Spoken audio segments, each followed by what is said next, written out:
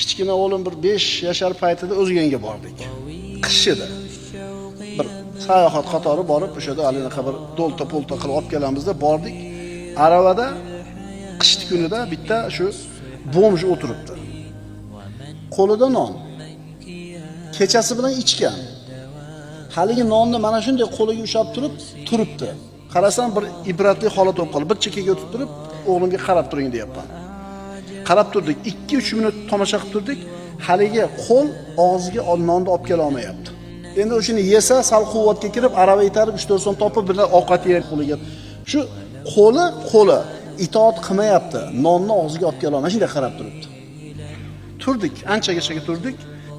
Keyin aytdim, qarang o'g'lim, mana shu yigit sizdaqa paytida maktabda o'qimay, katta bo'lganda bir hunar qilmay, tijorat qilmay, oila qilmasdan, nafsini tarbiyalamasdan, nafsini ko'yga kirib, kayf safoga, huzur halovatga, nafsini, havosini talabi bilan umr o'tkazuvdi. Allohga osiylik qilib, nafsiga itoat qiluvdi. Natijani qarang. Endi a'zolari unga itoat qilishdan bosh tortib, a'zolari osiy bo'lib turibdi. Tushunarlimi?